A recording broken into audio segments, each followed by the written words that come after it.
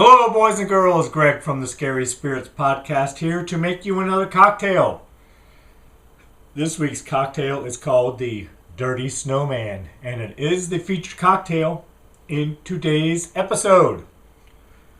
I'm going to start with our mug, which has been rimmed with chocolate and chocolate sprinkles. To that, we're going to add 1 scoop of ice cream.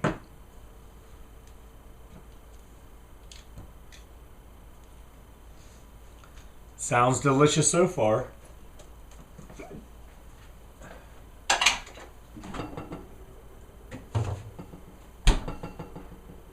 Next, going to add 2 ounces of Kahlua.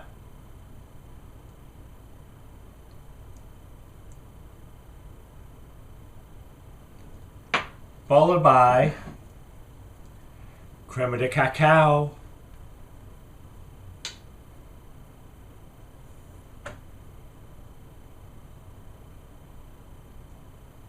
One tablespoon, which is about half an ounce. Like so.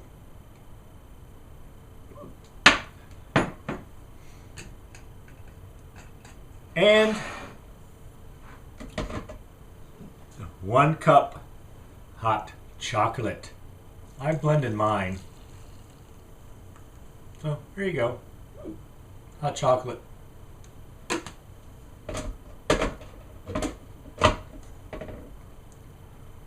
Then we will, if you choose to, I think that needs to be stirred a little bit.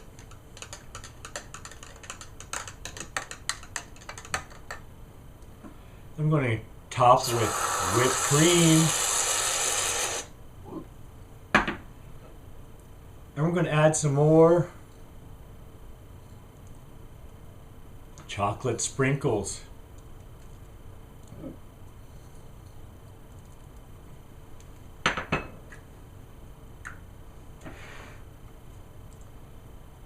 And there you have it, boys and girls, the Dirty Snowman. It looks delicious.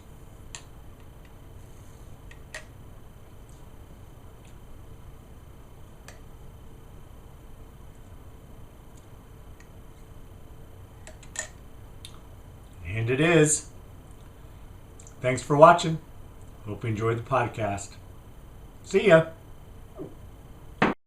For a movie about a psychopathic killer snowman, this week's episode of the Scary Spirits podcast, Jack Frost, lacks one very important prop element.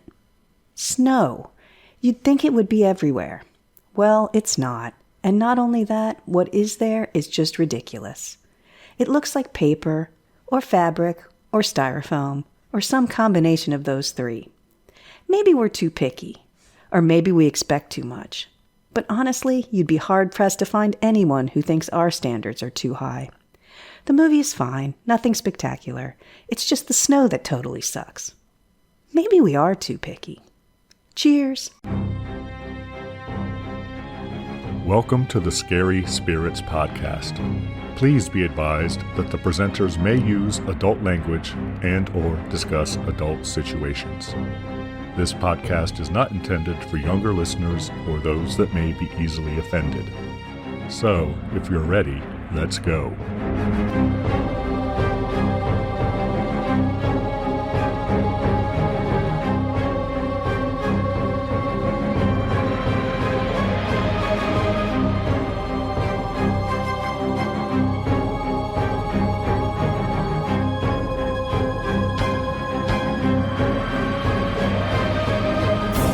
Happy New Year, boys and girls. I'm Greg.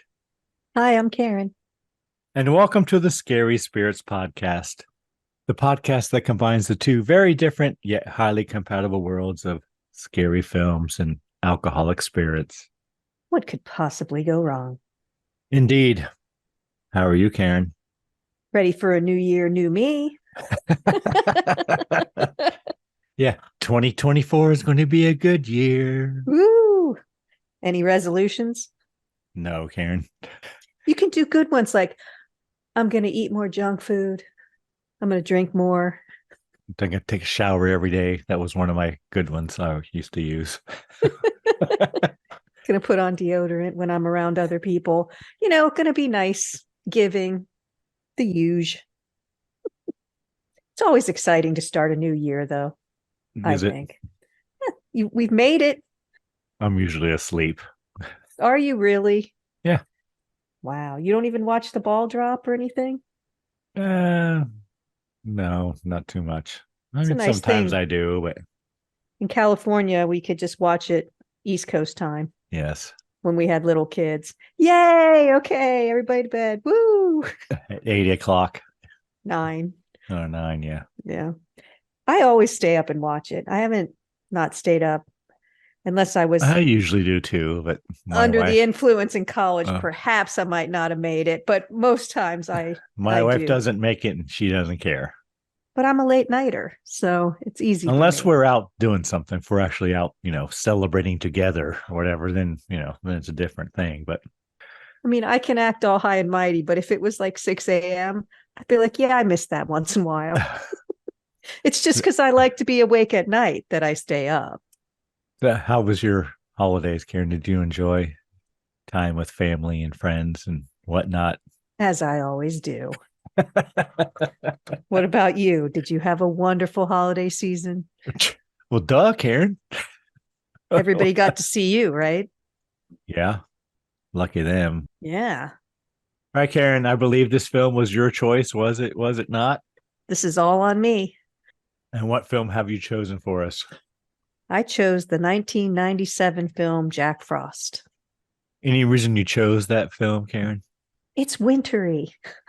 It is wintry. Well, I guess it's supposed to be wintry. It's supposed to be wintry. Let's just say that. Yes.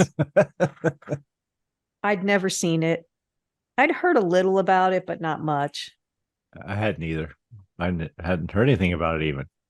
It's not the Michael Keaton film, though, is it, Karen? No, it's not. From the previous year? Yes. I think I remember it coming out. I mean, I remember it in the theater. Do you? I don't remember. I never saw it, but I vaguely remember in the theater? ads. I think it wasn't it? Briefly, maybe. I don't know. Maybe. Maybe I'm lying. Who knows? Or maybe I'm thinking of the other one. Could be. The family-friendly one.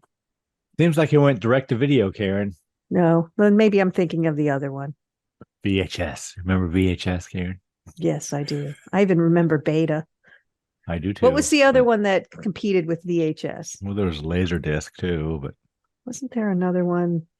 No, I think there was VHS-C, which was a smaller VHS, but that came later. Maybe it was Beta something. I don't know. Who knows? All right. Do we have a cocktail for this film, Karen? We do. We must, because that's our modus operandi or whatever. That's what we do. Oh, you're going to be all intellectual in the new year? Interesting. Yes, that's my resolution, Karen. I'm going to use Latin as much as possible. You're going to use the big words. Yes, I have a wonderful, tasty drink called the Dirty Snowman. Go on. How would we make that cocktail, Karen? It's an adult hot chocolate recipe. You're going to need 1 tablespoon of chocolate syrup, 1 tablespoon of chocolate sprinkles, half a cup of vanilla ice cream, basically 1 scoop, 1/4 cup of Kahlua, 1 tablespoon of dark cream de cacao liqueur, 1 cup of hot chocolate, and whipped cream with mini chocolate chips, coarse standing sugar, and or additional chocolate syrup and sprinkles for garnish. Karen, are you trying to send me into diabetic shock? Maybe.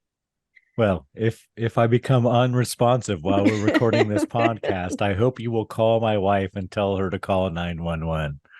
Okay, deal. Would you do that for me, Karen? Yes, of course. And I'm joking, of course, Karen, but our listeners, you should watch your sugar intake if you are, especially during this holiday season, if you are diabetic or pre-diabetic or whatever. Just take care of yourself and each other. Go on, Karen. Public service announcement. Place the chocolate syrup on a small plate. Turn the glass upside down and dip the rim in the chocolate syrup. Dip the syrup-coated rim into a shallow tray of chocolate sprinkles until it is coated. Place 1 scoop of ice cream into the glass or mug. Add Kahlua and creamed cacao to the glass. Pour hot chocolate over the ice cream and the core. Top with the whipped cream and any garnish or toppings. You don't have to add all that stuff. I did not add whipped cream or any of those garnishes or toppings. You can use sugar-free hot chocolate Yes, mix. I will say I used sugar-free chocolate syrup in mine. Couldn't find sugar-free chocolate sprinkles because apparently there is no such thing. And I used no sugar-added ice cream. There you go. So I'm trying to be healthy and responsible, Karen, in the new year. Maybe that should be one of my resolutions. It should always be on your mind. It shouldn't only be a resolution. You should always be trying to be healthier. Says me, who's downing a dirty snowman. So, don't listen to me. All right, Karen, should we give our friends and listeners time to make their own dirty snowman? It sounds much more interesting than it is. It's indulgent. There's no question. It's indulgent. It's almost like death by chocolate, I would say. But yeah, I think that ice cream scoop just adds some creaminess to it. It does. And I put a straw in mine, but you don't really get the ice cream unless you drink it. Oh, I whipped mine into it with one of those little zzz things. Because the ice cream floats on top. Yes, go make your dirty snowman. Hold on.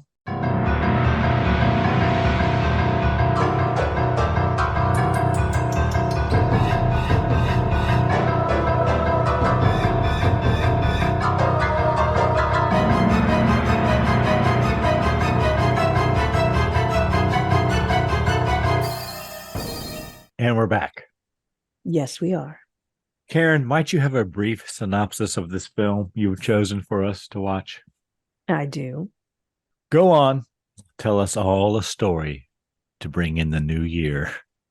As notorious serial killer Jack Frost is being driven to his execution, the truck carrying the murderer encounters a bizarre accident that transforms him into a mutant snowman. Sheriff Sam Tyler, who caught the psychopath originally, has remained concerned about his return, and it seems that his fears are well-founded. Before long, bodies pile up, all killed in gruesome, wintry ways. Thank you, Karen, for that brief synopsis. We are a match. Excellent. All right, Karen, tell us everything you really enjoyed about this film. What would you tell people they should go watch this film for? Well, I think it had potential. I think it's a semi-interesting story, and if it had been done well, it might have been a decent horror film.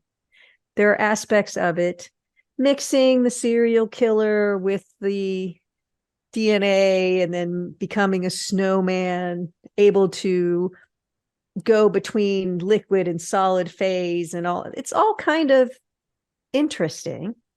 Took me back to junior high science class, Karen. It's terrible science. So I couldn't even know where to begin to criticize it. Because a liquid can be a gas and a solid and a liquid. But so there was potential, I thought. I thought the story could have been interesting. I think if you go in knowing or expecting a B movie, you won't be disappointed. If you go in expecting a decent movie, you're going to be disappointed. It has some sort of funny jokes once in a while. Not very many, but a couple. They try that airplane kind of humor, which I usually like, but there were a couple interesting cinematic shots. They shot through some water once in a while, which I thought was, for this movie, pretty inventive. Otherwise, it just was pretty silly. Bad decisions all around. Nobody seems to care, like when a kid is accused of basically decapitating another kid. Life just goes on for everyone. It's not good unless you don't expect it to be. Then it's probably okay, if that makes sense.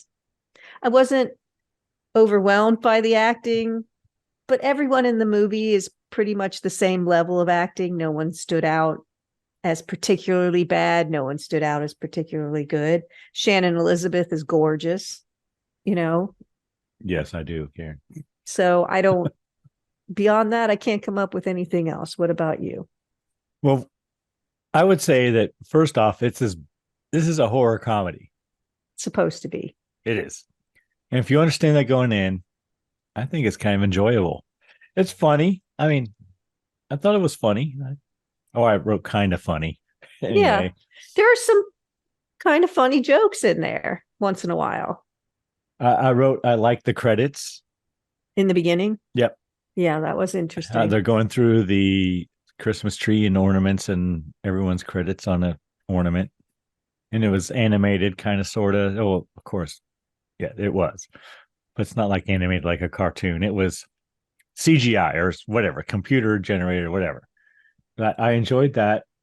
I thought the acting was fine. And there were few of them I recognized. The actors I recognized. Yeah, they looked familiar. Besides Shannon Elizabeth. Even if I couldn't place them, but they did look familiar to me. Yes.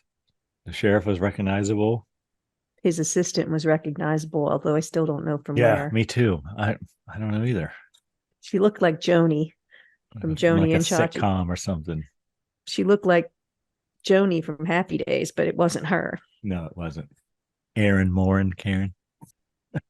I guess. I don't see how I pulled that name right out of the air. I must have watched way too much Happy Days, Karen. Yeah, if you go into this, I agree. If you go into this understanding what it is, a horror comedy, I like how you described it as it tries to be airplane like. It doesn't go all in. I know, but there are moments where, right, the killer snowman has lots of one-liners. It's kind of like Freddy in Nightmare on Elm Street, really.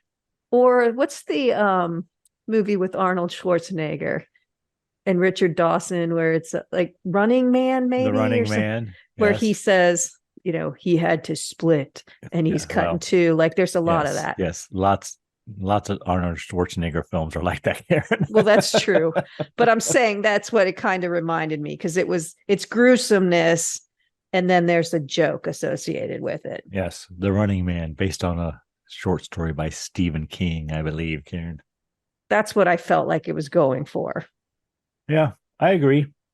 Anything else you really enjoyed? Wardrobe? No, not special particularly. Effects? No. You didn't think the snowman was realistic? No. What about the scenery, Karen? What about the... So you're listing now everything you didn't like? All right, moving on. Anything you were very disappointed in, Karen, or didn't really care for in this film? Anything that stood out to you that was not quite right? Well, there was no snow. I know. It's like they filmed this in the freaking July or something. And I don't know. And the snow that they used... Which they probably did, so it would come out in time for Christmas. Was terrible. Almost looked like coconut or something. I don't know. And the snowman looked fiberglass and the effects weren't... I mean, I should say there was one more thing I had written that I liked. Some of the kills were kind of inventive. Yes, I agree. I will say that, that there were some interesting kills. There were some terrible ones that I didn't like, but there were some that were, wow, that's okay. Yes, that's Karen, pretty cool. What might be the perfect murder, Karen? Right, exactly. Maybe if you had a bullet or a gun that shot ice bullets, there would be no bullet to run forensics on. Exactly. So the icicle killings were... Yeah, that doesn't happen, but yeah. It's just, it was kind of clever. He's a snowman, so he's going to kill someone with icicles. Interesting, I thought.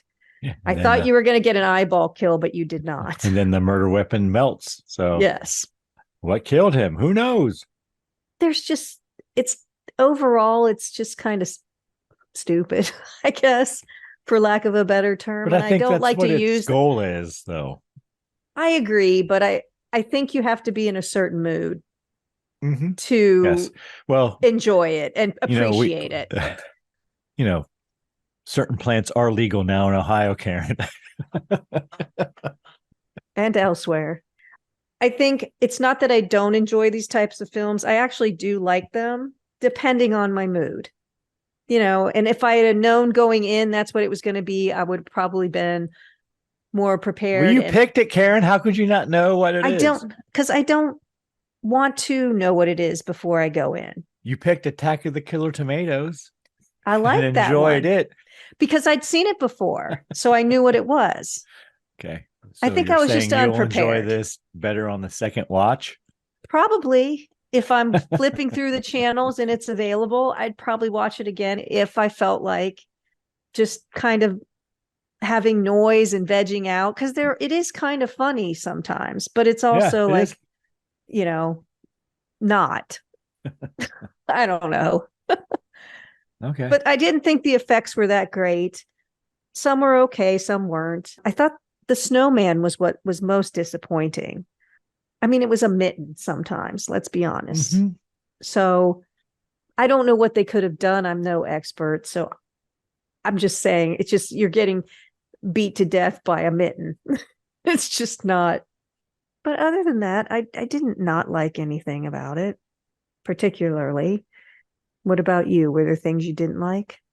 I mean, the scenery is distracting. They're building snowmen and there's basically no snow. No snow, yeah. And they keep talking about how much snow they have, and they don't have any snow. And the snow that is there is that cloth shit snow that you wrap around your fucking Christmas tree. Right. They don't even bring in a snow machine. At one point, he even like almost trips over it, and you can see it's like lifts up the whole like blanket of snow. And at one point, even when he was melting, that was happening at the end. There were strips of cloth that looked like that. And another point, the sheriff was standing there in the background. We saw the gutters and there's supposed to be snow like hanging off it. No, it was that cloth shit, and it was going in the very breeze. Symmetrical. Yes, and it was waving in the breeze. I don't really want to ding it for that because I think you almost expect it if you know what it is when you're going into it. True, but still, there was no snow, Karen. No snow.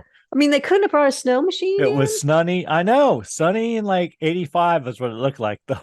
I kind of felt sorry for the actors wearing their winter coats. Yes. But maybe I'm going too far into it. But if you like let all that shit go, it was fun. It was fun. I thought so. But if you're like, oh, we're having a snowman competition. Well, you need snow to make snowmen, Karen. It's like they should have come up with something else. There was ridiculousness. But again, it's over the top. And in other areas, there was lots of snow, right? Sometimes. Like maybe they went to a different location or something. Yeah, so in town, there is no snow, but leading into town, there's lots of snow. Maybe the buildings absorb the heat and melts all the snow, Karen. I don't know. Anything else? Not really. Before we give our cocktail rating, Karen, would you like to hear a review?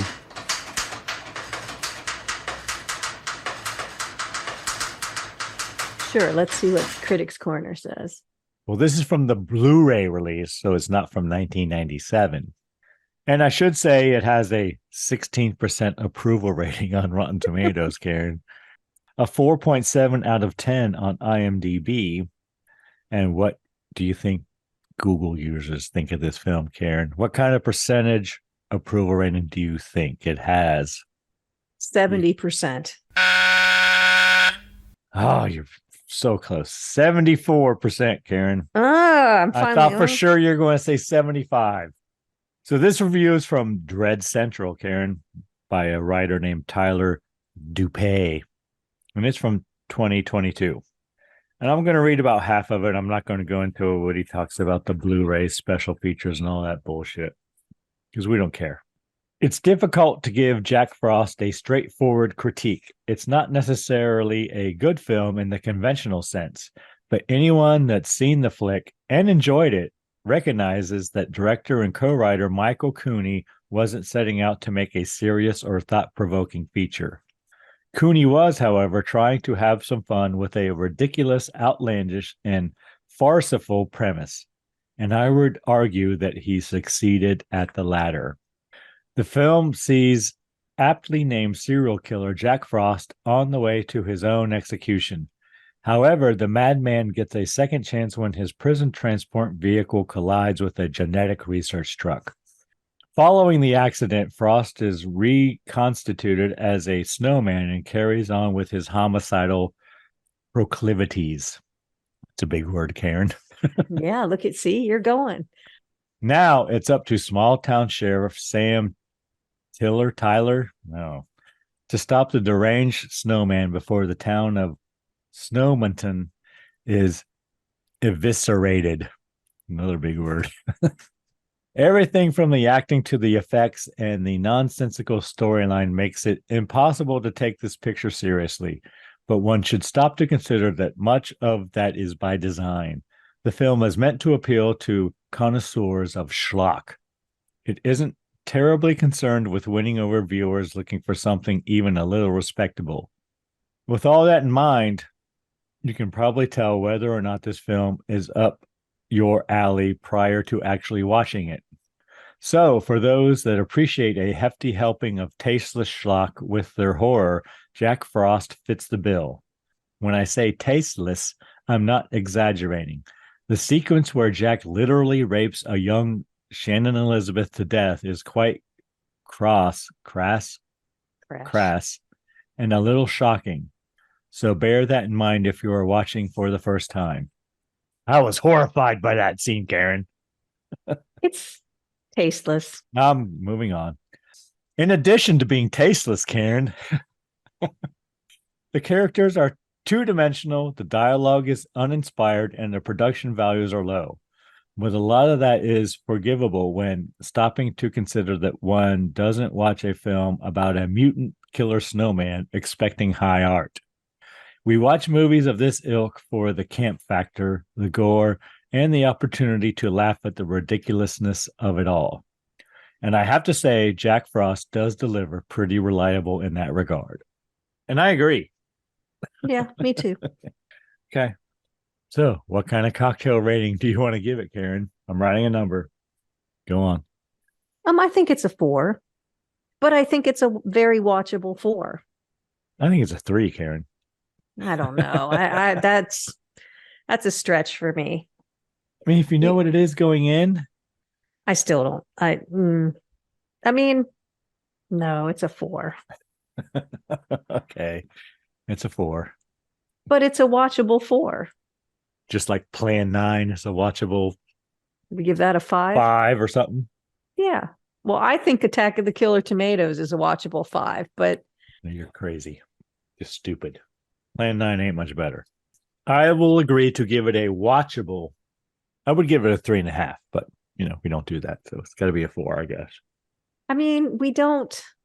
I thought it was fun. Like we don't put them in different categories. If we were doing B movies, cocktail ratings, sure, it's a 3. But you can't put it in. Some of the movies that we've given 3s are much better than this. Oh yeah, I get what this is, and if we categorize things, well, if you do it on assuming you understand what it is, your enjoyment factor in watching it.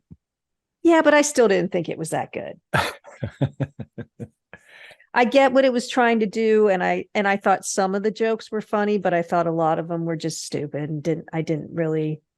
They were more eyeball roll and move on kind of thing. I thought it was a little long when trying to. I agree with that. Kill him. It just was like the first time they tried. I clock checked, and I was like, "Why is there 20 minutes left?" I said, "That's not good," So I just felt like a little long. Yeah, you think the film's over, and then you look at your nope. And 20 more minutes, left. Yes, it's a lot of time to have things happen when you knew what the ending was going to be anyway. So there is, of course, sequel potential. I'm sure you enjoy. And there was a sequel. Was there? There was. Was it just Jack Frost 2? Yes, it was, I believe, Karen. No, it was Jack Frost 2, Revenge of the Mutant Killer Snowman. There you go, in case you were confused. And they started to do a third, but it didn't make it because the guy who plays the sheriff died, apparently. Well, that's an uplifter. Yeah, and he was recognizable. I recognized him from something. I don't know. He's a character actor, but yeah. So he passed away in 2008, and so the third installment never got made, probably because of that. They say. All right, are you ready to get into it? Our first film of the new year, 2024. Absolutely. All right, Jack Frost, 1997. No warnings that I could find, Karen. Nope, just rated R. No, rated R. I was disappointed in that. During the credits, we have a Christmas tree, and I wrote "Happy Scary Story." Oh, there's someone narrating, right? Like a father telling his It's an daughter, uncle. Uncle. Uncle Henry is talking to drunk Uncle Henry. What sounds like an adult pretending to be a child, which I thought was going to go in a different direction, but thank God it didn't. Karen, just go with it. Just embrace it. Just believe. But she wants a story, and he says, do you want a happy story or a scary story? And she says she wants a happy, scary story. So he starts telling her the story about a man named Jack Frost. And while he's telling the story, we have credits. Yes. And Shannon Elizabeth's name came up, and I made a note of it. And we get a little bit of the background of Jack Frost, right? Yeah, he was pretty brutal. And apparently he's being executed at midnight. But he killed people. He stuck knives in their faces and cut out their stomachs and stamped on their heads till their brains got all runny. He's almost talking in rhyme, like it's like the night before Christmas, or not the night before Christmas. What's the one they read? Was the night before Christmas. Twas the night before Christmas. Okay, you're right. That's what, with the Dancer and Prancer. And he's kind of talking in that rhythm. But he was a bad dude. And we see a truck that says State Executional Transfer Vehicle on the side of it. And I thought, does that really exist? No, but it was funny. I thought. And it's like a whiteout. Yes. Like why they couldn't have waited. It's just the whole premise is ridiculous. Because he has to die, Karen. It's just time. Well, I understand. And they only do it at midnight. Right. And they cross the Snowington, whatever, county line. Mm-hmm. There's a driver and another guy in the front. And then Jack Frost is in the back. They can't see him. It's like a U-Haul, basically. You can't see him. And then there's a guard with Jack Frost in the back. Yes. And they're all kind of taunting Jack Frost the whole time.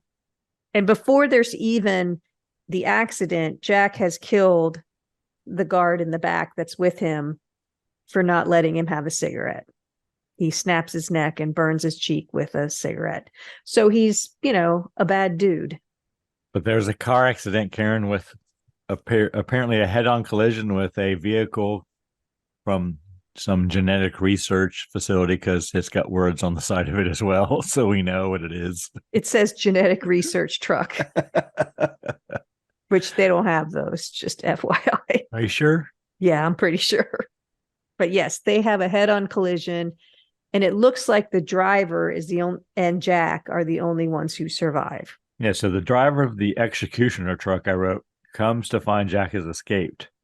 And they taunt each other. Well, Jack Frost taunts the driver for sure. Yeah, but Jack is still smoking his Marlboro from the guy in the back of the truck that was guarding him. And I wrote, liquid from the genetic research vehicle sprays Jack. Yes, there's some sort of compressor that blows, because you see the pressure going up, up, up, up, and it blows. And then all of this liquid, I said acid, goes on him because it starts to melt his skin. It is acid. Yeah. He rapidly turns into a skeleton and falls into the snow. Next, I have a sheriff is haunted by Jack. You get an actual cartoon of cells that look like red blood cells, I think, freezing. And then the snow kind of rumbles on the ground. Like there's like a hydraulic something underneath, and the fake snow is going up and down. So we know something's happening there. And then we cut to the sheriff driving with his wife and kid. Yes. Anne and Ryan. Apparently he's haunted by Jack. And we have a flashback. Jack threatens the sheriff. Yeah, I guess he stopped to take a pee on the side of the road or something, and the sheriff happened to find him. And that's how Jack Frost was captured. But he tells him multiple times, you're going to regret. Yeah, you're going to regret this. Look at my face, because the next time you see it, I'm going to destroy your world, and I'll kill your family. I'll kill you. I'll tear your town apart. Lots of threats. And he's remembering all this. Then they're questioning the driver of the van. And the driver's saying he tried to run off, but he didn't have legs. He was just part of the snow or something. Go back to the sheriff's family, and apparently his son, Ryan, is making some candy or something.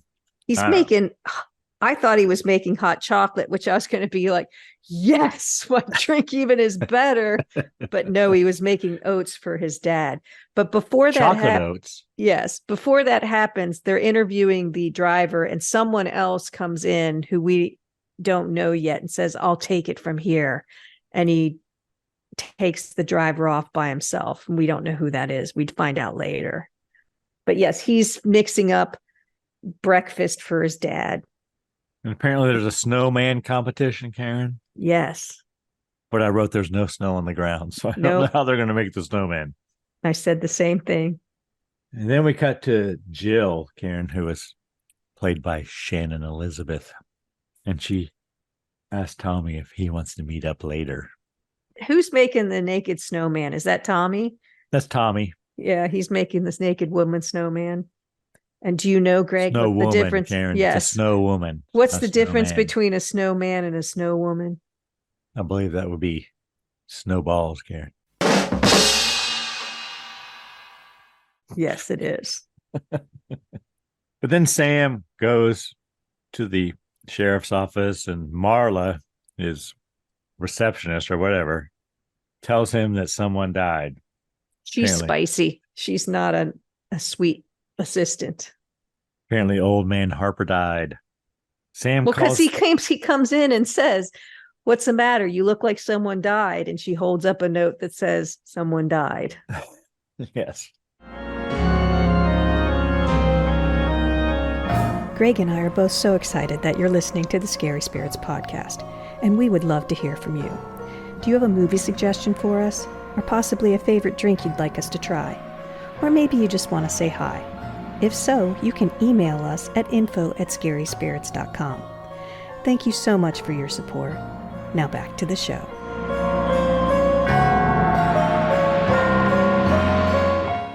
Then Sam calls the FBI and he verifies that Jack Frost died in the accident.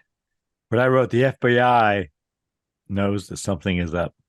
Something about acid, I wrote. It's the scientist is there with him. Well, let's go back a bit. Old man Harper looks frozen to Do death. we have to? Yeah. Well, he's sitting in his rocking chair and he looks frozen and his neck is cracked. That's why Sam calls the FBI to make sure that Jack Frost is truly dead for some reason. He wants to know that. And then when he's talking to the FBI guy who is Manning, right? I think. Talking to the scientist. Yes. Who says Manners. Oh, Manners. That's right. Of course I'm going to say Manning because, but he says he hadn't had time to test this. He hadn't even tested it on the amoeba yet. So, of course, which that's his Agent Stone says that. Yes, that's the scientist. They call him Agent Stone. An amoeba, often called an amoeboid, is a type of cell or unicellular organism with the ability to alter its shape, primarily by extending and retracting pseudopods. Pretty exciting, huh? Go on. It actually kind of fits with that, but they're eukaryotic organisms. You know what that means? Doesn't everyone? They have membrane-bound nucleus. Oh. If you don't have that, you're a prokaryotic organism, which are single-celled organisms. But he just said, I was like, oh, they mentioned an amoeba in here. So that was exciting. The rest of the science makes no sense. They do throw the word helix in there, which your DNA is in the shape of a helix, but the way they use the word Is that anything to do with the Canadian hair metal band, Karen Helix? probably not. Oh, And okay. are they scientists? I don't think so. Like Brian May of Queen, isn't he he's an astrophysicist. No, I don't think Helix are scientists, Karen. But your DNA is, but they throw that word around a lot, but not in the appropriate way. All right, so then we see Sam investigating the death of the old man. Apparently his neck was snapped, as you said, and he's all frozen. Then we see the sheriff's wife, Anne, drives up to the house, and there's a snowman in the yard. Yeah, she's arriving with the groceries. What were those station wagon called with the wood paneling on the side? A Woody? That's what she... Yeah, I can't remember, like but that's what she arrives in. She goes in and asks her son about building the snowman, but he says he didn't build it, but it doesn't have a face, so she gives him a carrot and tells him to go out there and put the face on it. Then I wrote to angry townsfolk at the sheriff's office. Yep, the mob mentality's taken over. Then Ryan, the son, goes out to put a face on the snowman. Bullies are out there and they threaten Ryan. And then somehow Ryan knocks the head off the snowman, or Ryan's bullies knock the head off the snowman, the bullies. Yeah, the bully. So the cool kids come along and make fun of him. They're older, they're teenagers, and they bully him. And he's standing on a garbage can to put the face on. So that's how big the snowman is. And then the kid, because he thinks the snowman is Ryan's, knocks the head off of it. And that is not a good thing to do. And then a sled appears out of nowhere and decapitates the bully. Yeah. The snowman comes alive and causes the sled to cut off the bully's head. That's a sharp sled. We did not have sleds that sharp. You didn't sharpen your sleds where you No. went sled riding? No. All right. So but then we see... this is where they come to get the body, and they take the body and the head separately into the ambulance, which I shouldn't have thought was funny, but he's carrying a bag with the head and then the body into the ambulance. Did not notice. And the sheriff says, it couldn't have been a fight. Billy is 2 feet taller than Ryan. And someone in the background says, not anymore. Oh, he's having an argument with Billy's father, right? Yes. And Billy's I didn't think was too broken up about his son dying. He was more pissed off. Well, and the wife, more angry. The mother was just, I don't know if she was supposed to be in shock, or she was like Edith Bunker or something. It's okay. He's not you. She apologizes to the sheriff for her husband's behavior when everyone thinks the sheriff's son killed her son. It was weird. So Ryan insists that the snowman did it. And we see Anne, the wife, chopping vegetables, and apparently she's making a stew, Karen, I wrote. Or soup, yeah. It was just a weird transition. This whole part of it I felt bizarre, because your kid basically just, even if he didn't decapitate another kid, just witnessed the decapitation of another kid. You're supposed to believe that a snowman came to life and did this. And so she's humming Christmas carols in the kitchen making soup. Like, I think you'd be a little weirded out if your kid, like if all this just happened. I don't know. It just seemed bizarre. I wish they hadn't done it where it looked like the kid did it. I wish it was just some random thing where the kid wasn't accused. Well, actually, I think this part is quickly forgotten. It absolutely is quickly forgotten. Everything. Yeah. The kid's dead. Nobody cares. No, nobody cares. So then we see Sam looking through notes sent to him by Jack. You know, those notes where you cut words out of a newspaper or a magazine. I guess people don't do that anymore because nobody has magazines or newspapers. No. You'd have to do it online and print it out. You do. Those were the days, do you? Karen. I know, where you would cut out the little, put it in someone's locker and they couldn't tell your handwriting. Then I have Paul arrives. Yeah, he's the shop owner. And he arrives with salt for Sam, and it scares him. So we have a little startle there. Paul, the shop owner, arriving with his like he owns the salt. Hardware store, I think. So then Jill he's always trying to give everybody 20% off of everything. Yes. And then Jill has an argument with her father. And she's Billy's sister. Yeah, so her brother was just decapitated. And she's like, okay, I'm going out. Yeah, she's going to see Tommy. And her dad basically calls her a whore, a woman of the evening or something. I don't know what he says, but Yes.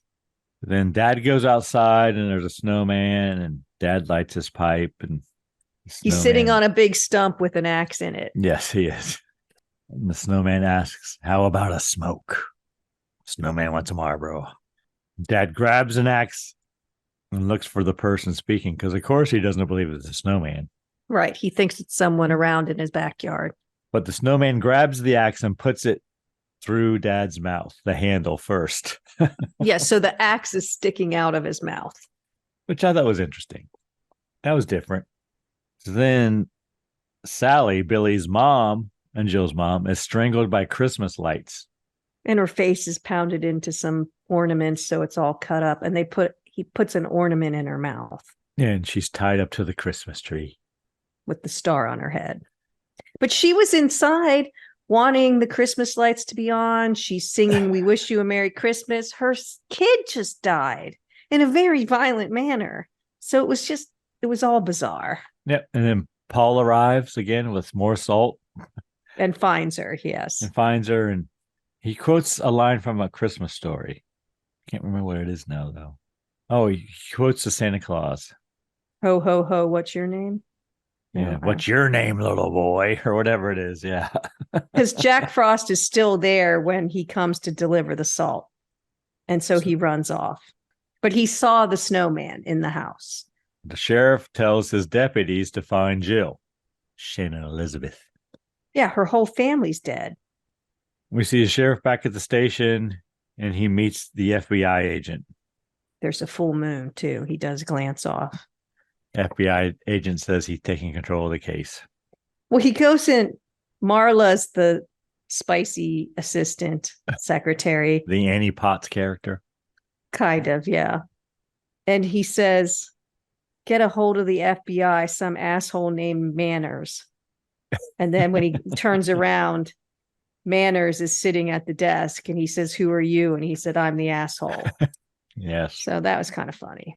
And he says they're there because of old man Harper, I guess, the first guy. Yep. There's been 3 deaths since then. So then we see the FBI and the sheriff investigating the house. But so you're right, because when Manners shows up, he's there for old man Harbor, and the sheriff says, well, we've had 2 more deaths since then. Well, really, there were 3. They've already not included the kid. They're just talking about the 2 that they were just at. So, yeah, then they ask if they've been moved out of the house. He says no, and they go to investigate. Manners and Stone. Agent Stone. That's a good name. Right here we learn the killer can freeze and unfreeze at will. Apparently. Yeah, he knows that by some instrument he puts in the water footprint. Yes. But that's where there's a cool shot. So I didn't know that was supposed to be a footprint. I didn't either. Then they mention it. Oh, they're doing all this analysis. Oh, the footprint can be almost as identifying as a fingerprint. And it's a splash of water on the floor. But this is where they do the shot where they're shooting through water and looking up at them as they're examining the footprint. That's just water. So they say he melted, came through the doggy door, and then came inside and reconstituted. Then we see the coroner, That's what it looks like, yeah. The sheriff calls him doctor. Yeah. So then we see the coroner and the sheriff investigating Jake's body. And coroner says whoever shoved the axe down his throat is very powerful. And the FBI agent tells the sheriff he needs to enforce a curfew, Karen. That always goes over well. But then he says, but if you're walking on the street, I'm not going to enforce it. So basically, you do you, but it would be safer if you just stayed inside. So next I have her at a town hall, but apparently it's a church. And he's talking to the 10 or 15 inhabitants of the town, apparently. I know, that's all there are. Telling them that there's a curfew. And the priest fires up the boiler, Karen, because they're cold in the church. It's winter. Wouldn't the boiler be on? I don't know. It's just he always got to go fire it up. Well, Like maybe it's they old, had it turned down because no one was scheduled to be there for their service. but it's like old Betsy. He like taps it like, come on, baby, and turns it on. And then we see Paul, who's the shop owner, destroying a snowman. He's kind of freaking out. He says it's a snowman. It's a snowman. Yeah, because he saw Jack Frost. So there's lots of snowmen because there's about to be a competition, apparently. Yeah, and he he's doesn't want destroying them, and FBI stops him and threatens him. Well, he punches him, so he knocks him out, kind of. And then he tells everyone to get off the streets and go darn a quilt or something. Insulting for small towns, but and Sam sends one of his deputies to check out what set Paul off. So we see the sheriff's deputy driving along, and he's stopped in the road by a snowman holding a stop sign, Karen. Sheriff's deputy gets out and he gets a shovel from his trunk. Yeah, and every time he goes to the trunk blocks our vision of everything. So you know something's going to happen. The snowman's going to move. But the snowman melts. Then we see the snowman in the car, and driving. He backs over the deputy. But he doesn't have feet, so I don't know how he's... He go. Then we cut back to Sam, and apparently his wife, Anne, is missing. She went to get more blankets. Yeah, Ryan says she went to get more. She went home to get more blankets. Yes. Then we see Anne at home, and there's water coming through the door, Karen, underneath the door. Under the sink. And water spraying from under the sink. Yeah. Deputy arrives, and he tries to stop the leak. He can't seem to reach the valve to turn it off. And we see Sam and the FBI agent, and they're looking over a map, and they're setting up where to put blockades. It's a Looney Tunes map. It looks like it's like got nothing on it. Deputy and Ann leave the house. I read apparently he's the handyman because he goes on and on and on about what she can do to fix her shit. Yes. Which is kind of funny. That's why I'm laughing now. So then we see Jill and Tommy. Yep. Yes. Outside Sam's house. So they go into the sheriff's house because, that's fucking hot, Karen. Breaking into the sheriff's house and to have sex, which seems a little risky. Fucking hot though, Karen. And they tried to remove. I don't think so. I think it's just stupid, but whatever. And then they begin removing all the layers of their clothing, Karen. See, that was funny. That was funny. Then Jill begins undoing the buttons of her Henley, right? Her Henley. Well, that or it's like it's a Henley. One piece overall. Like, what are those? Could be, but it only goes down so far, but it's a Henley. But she only does a couple, and then she tells Tommy that she wants a roaring fire and a bottle of wine, and then she goes to begin drying her hair. So they intend to be there for a while. Apparently. So then Tommy pours some wine. But it's champagne. Is it? Yeah, because he holds it in his crotch and then it explodes. Okay. And then he goes to get ice out of the freezer. And it's frosted over, and he begins breaking it up with an ice pick. Yes. And right here I wrote, who puts ice in their wine? Anyone know, Karen? No, but who? It looked like there was a carrot in the freezer. Like it was Jack Frost in there. Yes. Then we see someone outside Sheriff's house, and Tommy begins freaking out. They're throwing snowballs at the window. Yeah, he goes out to investigate with the ice pick and is punched by the snowman. Tommy stabs the snowman, but it does no good. And the snowman shoots an icicle right through Tommy. A couple of them. He gone. Yeah, one through his heart and one through his brain, I think. Yep. And we cut back to Jill drying her hair. Yeah, so she spends all this time drying her hair. Yes, I know. The reason she's drying her hair, though, is she can't hear anything then. That's the reason she's made to blow dry her hair, because she can't hear anything going on downstairs.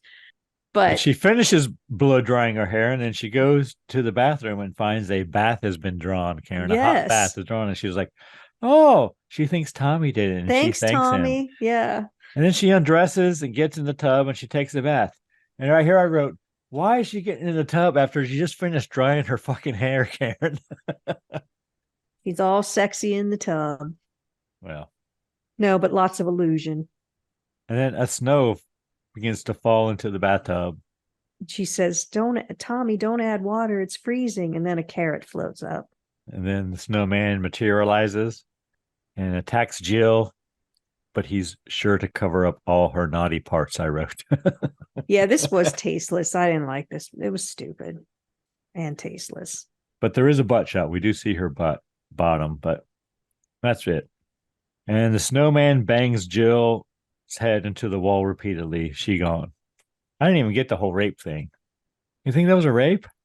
Yeah, because he says, I hope it was as good for you as it was for me. And then he says something else crude. I don't know. It's like that he was banging her head into the wall to me. I didn't even get that whole rape thing. But we're back at the sheriff's office. FBI guy gets the weather report. There's a storm coming in, and no one gets out, and no one gets in. Yeah, he thinks he's bringing in his people. They all laugh at him and say that's not going to happen. Stone says, well, Manners asks what kind of weapons they have.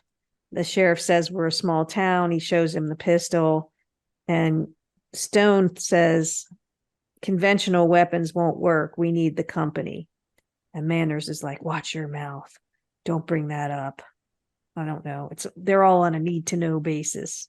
So then sheriff's deputies' vehicle arrives and they go out to check it out, and the interior is wet. And it's empty, yeah. Yeah. Marla grabs a scarf. Apparently there's a scarf in there. Snowman arrives. FBI shoot him. The snowman materializes behind her because she picked up the scarf. And they all run inside. And right here's where I wrote where the snow blanket rises as the actor's feet drag across it. And we see agents in the sheriff's office, and FBI tells him that it's Jack Frost. Yes, Manners admits to the sheriff that it's Jack Frost. Stone is all happy. And then water starts coming in under the door. And Manners shoots it, but Stone says he's only vulnerable when he's frozen. Yeah, Jack can only be hurt when he's frozen. He becomes a snowman. Sheriff hits him with a hairdryer. Yeah, when he reassembles in front of them, turns on the hairdryer. Runs out and they retreat. Then Agent Stone tries to prevent them from hurting Jack. Yeah, it's interesting. Apparently he works for a genetic company. So he's the scientist. Remember in The Thing where the scientist didn't want to kill it? Yes. That's the role of the scientist in these movies is don't kill it. We can learn from it.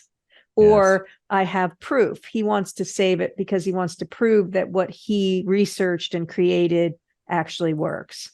When everyone grabs a bunch of aerosol cans, I wrote, I thought they were going to hit it with torch it, but yeah, they tape them all down so they're all spraying, and then they get to where they want to leave and the window's locked. But of course the keys are in the other room, so the sheriff has to go back through all the aerosol cans, and he ties the scarf just over his mouth and he's breathing through his nose. All that stuff. It was stupid. And Jack Frost is coming in through the door. Yeah, water begins coming under the door. And then the sheriff arrives and has the key to unlock the lock, and they forgot what's his name was in there.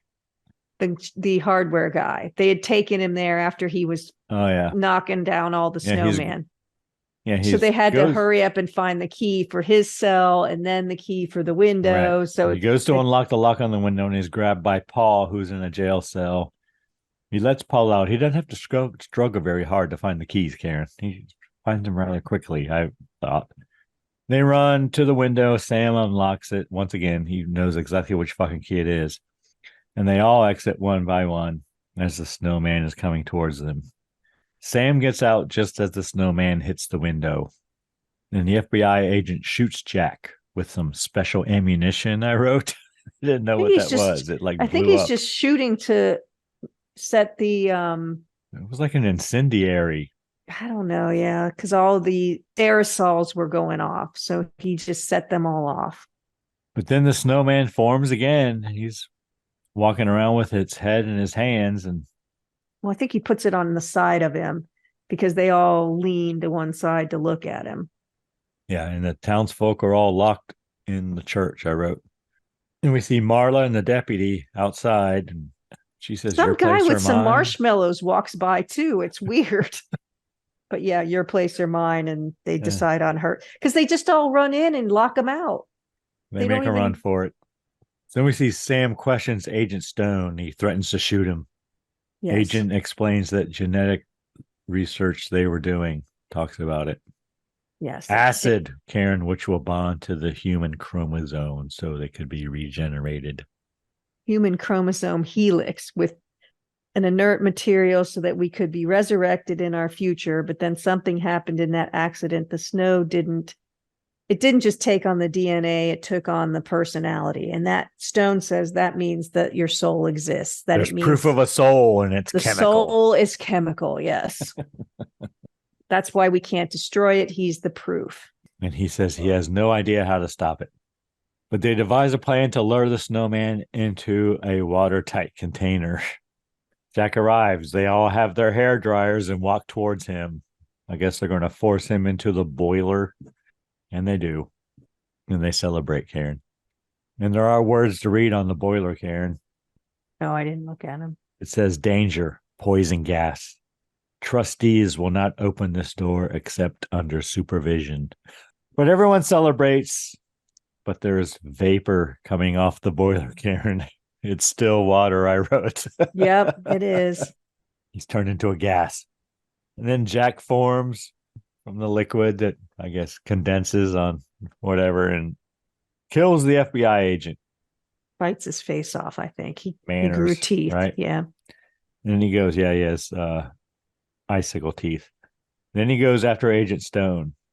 Agent Stone tries to make a deal with him. Offers to make him immortal, but nope. He gone. And then we see Sam. He puts Ryan, his son, in a police car. And I wrote, Agent Stone exits the building, but he don't seem quite right, Karen. He don't look good. Agent Stone begins vomiting snow. Projectile vomiting snow. And then Jack Frost forms. And then water begins coming through the air vents of the sheriff's car. Sheriff's in there with Ryan, right?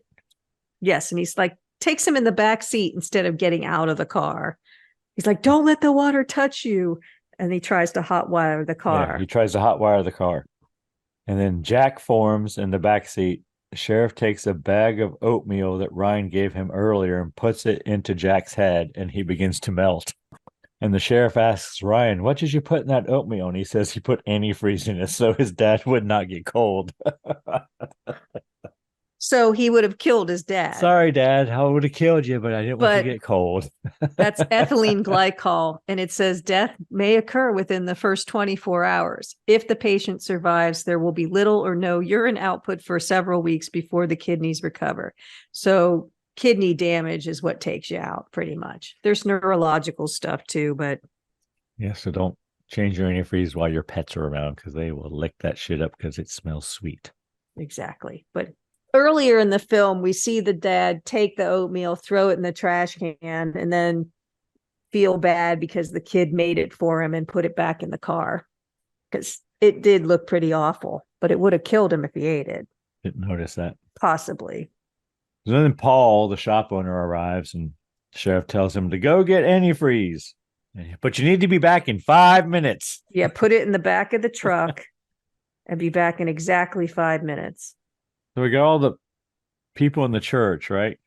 And water begins coming through the cracks in the door. He's putting paper in there. Sam tries to stop it with construction paper. Yes. And a scarf. And then we cut to Paul grabbing antifreeze, and he pours it all in the back of his truck that he is lined with a tarp, right? Yep. So we come back to the sheriff being chased by Jack. Through a house, but where are they? Because he runs upstairs and every room. I thought it was the church. But every room he goes by, it's like, we're busy in here. Oh, is that my husband? Like it's like, where are they? A brothel? What? Every room. Yeah, every room was locked. The doors were locked. And they were people who shouldn't have been together. Then Jack grabs the sheriff and begins to puncture him with an icicle. Yes. It goes into his skin. We see blood and he pretends to kind of die, but then comes back. That's what to I wrote. life. Sheriff gone or not. The sheriff pushes Jack out the window and he falls into the back of the pickup truck, which Paul has brought there, full of antifreeze. Sheriff's wife and kid and the preacher cheer him on as he fights with Jack in the back of the truck. In the antifreeze. Like it's like a mud wrestling match, but in antifreeze. And we do see the arm of Jack Frost, the snowman, fall onto the ground. But Ryan pulls it out and says, "What about this arm?" And the sheriff grabs Ryan. Well, the arm then, when he picks it up, wraps around his face. I thought that was pretty good and tries to smother him. Sheriff grabs Ryan and dunks him into the antifreeze repeatedly until the arm is gone. Like a baptism. I wouldn't know, Karen.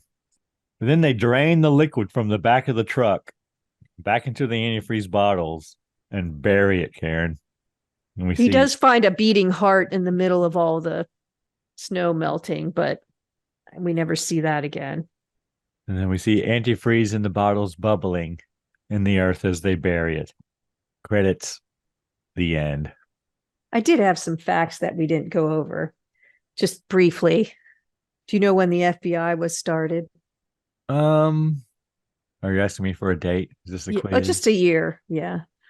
Well, I know there was a predecessor to it, I think. So the FBI, Federal Bureau of Investigation, I'm going to say 1915. Not bad. It was started in 1908 at the request of President Theodore Roosevelt. Of course it was. And then the biggest snowman, or rather snow woman, was created in Bethnal, Maine in 2008. She stood a whopping 122 feet tall and was named Olympia. And the smallest snowman was in 2009 in the National Physical Laboratory in West London. This mini was just 0.01 millimeters. It was created using tools designed for manipulating nanoparticles. Well, what constitutes a snowman, Karen? It was probably just 2 snowflakes, I would guess. I don't know. I was going to say, as soon as you said smallest, I was like, I'll bet I can beat it. But no, I don't know I can beat that. Not without special tools, I would guess. Probably not. All right. What do you think of your Dirty Snowman? Dirty Snowman I thought it was good. cocktail? It is good. It's not good for you, but it's definitely good. Mine has evaporated. It is an indulgence. It's a treat. And I didn't go into a diabetic coma, Karen. Yet. Doesn't it take a little while? I don't know. You better test your sugars. It's delicious. Yes. And as I said, you can substitute, sugar-free, whatever. And if you have kids, it's an interesting, you can make a mocktail and it's just interesting to put the ice cream in there. I'd never thought of that. It makes it a little thicker, a little creamier. I think it would be better if it wouldn't have been hot chocolate though, because it melted the ice cream rather quickly. But I think it would be better if the ice cream was still solid. Like a float? Yeah. No, I think it just adds cream. It makes it a little thicker. If you're not using an expensive, although mine was chocolate sugar added ice cream, but I just thought I know about whipped cream, obviously, but not ice cream. I thought it was an interesting twist. And I put whipped cream on mine and more chocolate sprinkles. Well, yeah. Because I want to go into a diabetic coma, apparently. Yes. You're trying hard. All right, Karen, anything we learned today? Well, in the last 30 seconds, you learned about the FBI, the largest snowman and the smallest. We did learn about amoebas, ethylene glycol death, prokaryotes and eukaryotes. That's pretty much it. I did get a reference to the Canadian hair metal band Helix in there. Way to go. You know their number one song? What's their famous song? There's one I like. The hell was it called? It was so long ago, Karen. So Helix's best known song was the 1984 single Rock You. Nice. Yeah, that is the one I know. All right, Karen.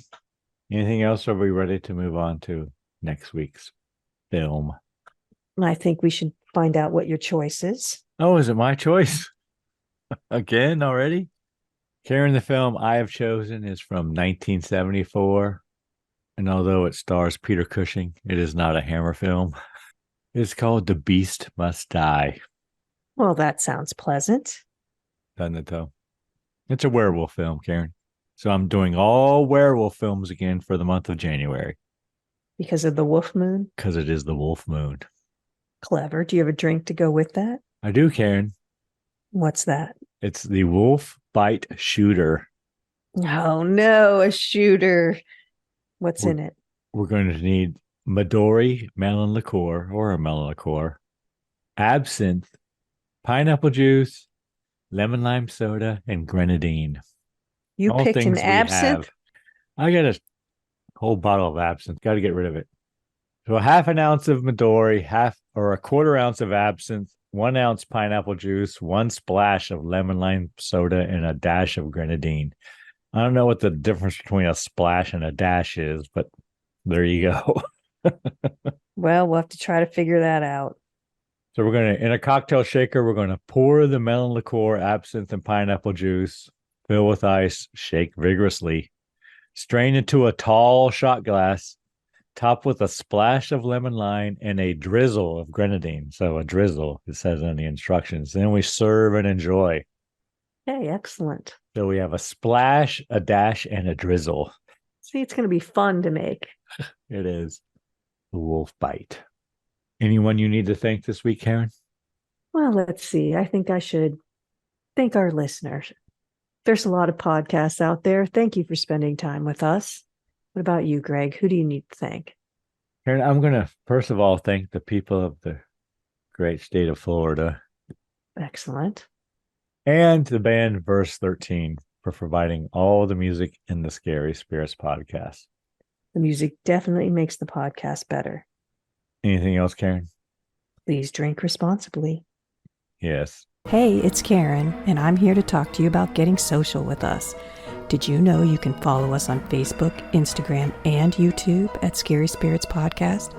Or check out our website, scaryspirits.com. If you have something to say, email us at info@scaryspirits.com.